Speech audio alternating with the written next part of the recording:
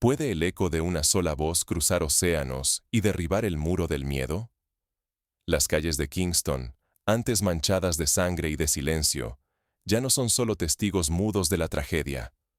Ahora, en cada rincón de la ciudad, el dolor ha dejado de esconderse tras las puertas cerradas. El miedo, impuesto no solo por criminales, sino por aquellos encargados de proteger, penetró hogares y corazones durante décadas. Por mucho tiempo, el Estado y las bandas criminales parecían cómplices en la sombra, obligando a familias enteras a vivir entre la desconfianza y la resignación. Las botas de quienes debían cuidar a la gente retumbaron en los barrios, a menudo más temidas que los disparos al azar. Y así, la violencia se volvió cotidiana, desdibujando la línea entre protector y opresor.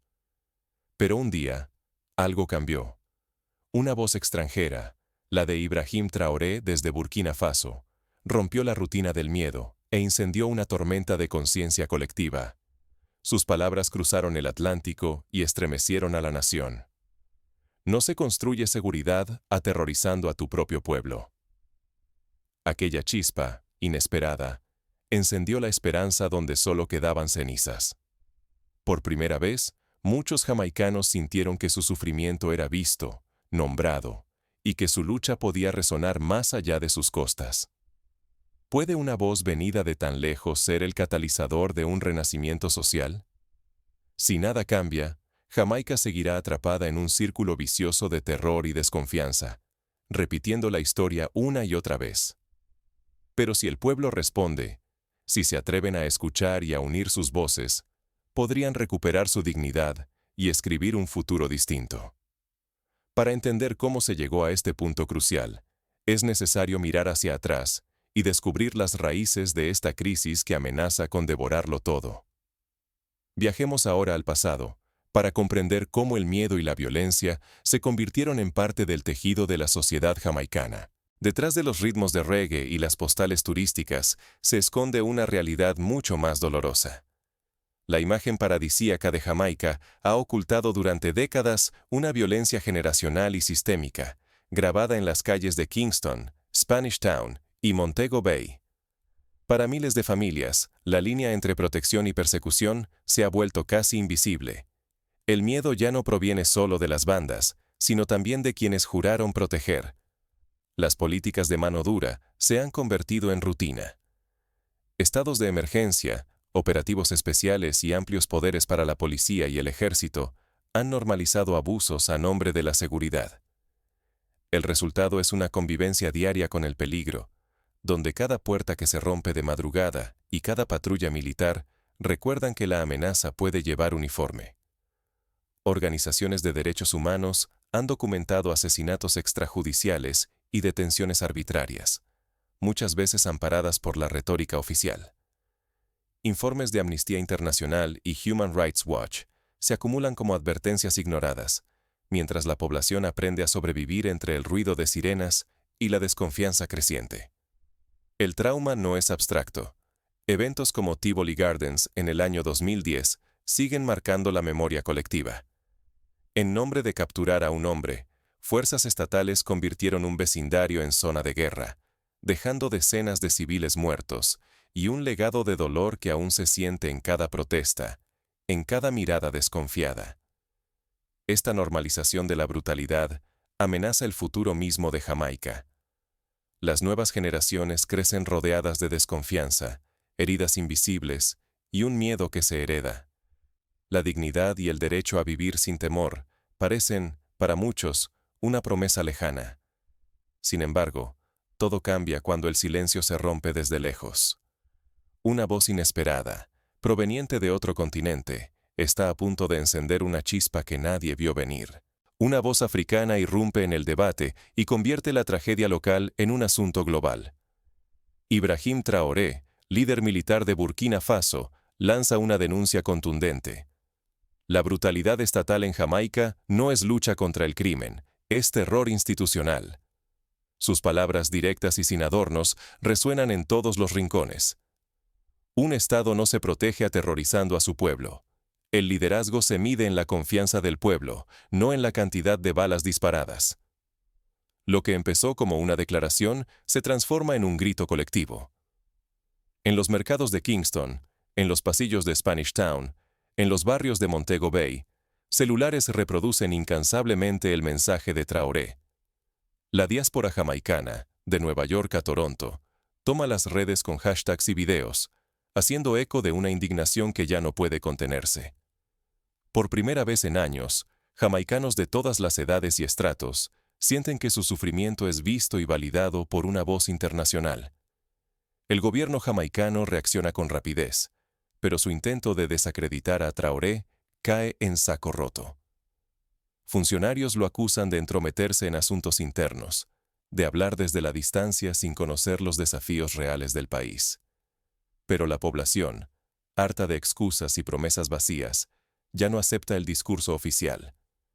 Las calles vibran con testimonios y videos de abusos, jóvenes golpeados, familias aterradas, madres llorando a sus hijos desaparecidos.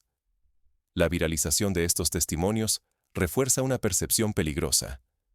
El sistema está fuera de control. Organizaciones internacionales, medios extranjeros y defensores de derechos humanos levantan la voz. Jamaica deja de ser una isla olvidada. Ahora es el centro de un debate global sobre derechos y dignidad. Protestas estallan no solo en Kingston, sino también frente a embajadas jamaicanas en ciudades extranjeras. Los titulares del mundo repiten el mismo reclamo.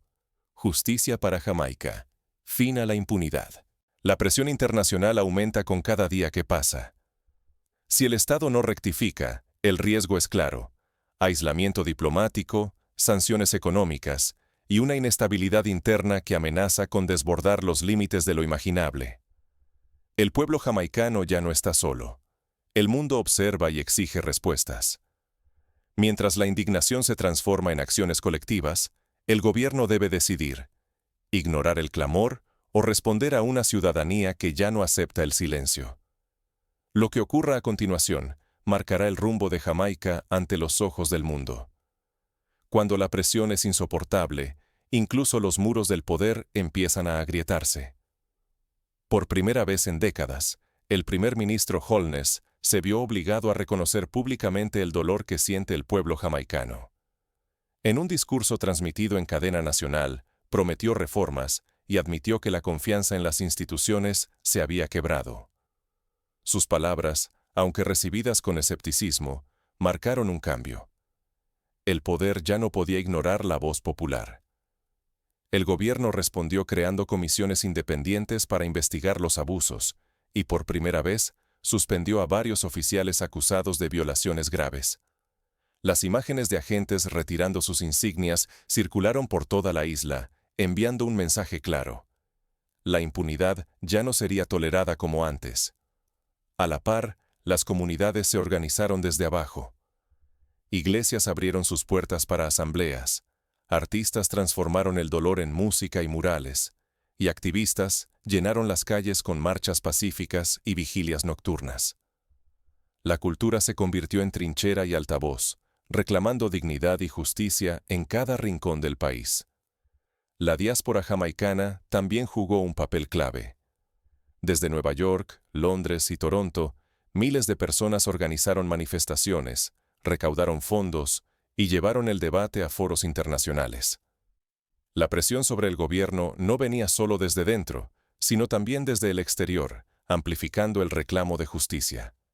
Bajo la mirada atenta del mundo, el gobierno anunció los primeros pasos de reforma.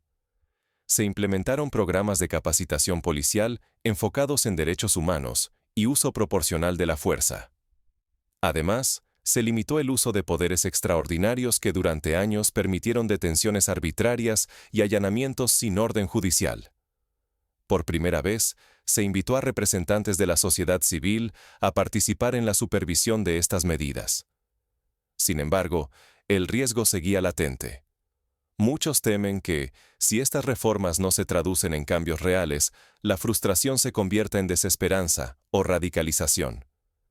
Los primeros pasos son frágiles, y el mundo observa si Jamaica puede romper por fin el ciclo de impunidad. Pero más allá de las reformas, esta historia deja lecciones para cualquier sociedad que busca justicia. Veamos qué podemos aprender de la valentía y la solidaridad que emergieron en Jamaica. El verdadero cambio inicia en la valentía de quienes deciden no callar más. El despertar de Jamaica nos enseña que ningún pueblo está condenado a sufrir en silencio. Cuando la dignidad es pisoteada, el silencio puede parecer una condena eterna, pero incluso la noche más oscura puede romperse con una sola chispa de coraje colectivo. La solidaridad transnacional ha demostrado que las fronteras no pueden contener la indignación ni la empatía.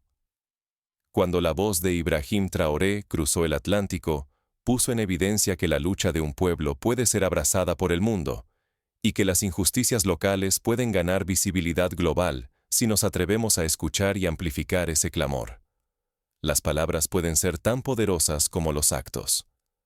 La intervención de Traoré fue la chispa inicial, pero el verdadero motor del cambio fue el pueblo jamaicano, que decidió transformar la rabia en movimiento y la resignación en esperanza.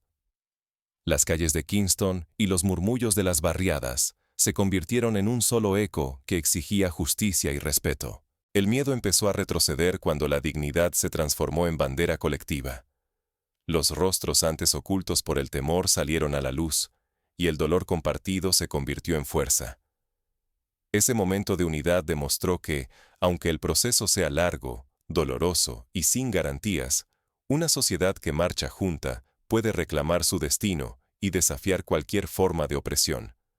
Ignorar esta lección sería desperdiciar la oportunidad de transformar el dolor en esperanza, no solo en Jamaica, sino en cualquier lugar donde la injusticia busca callar a los débiles.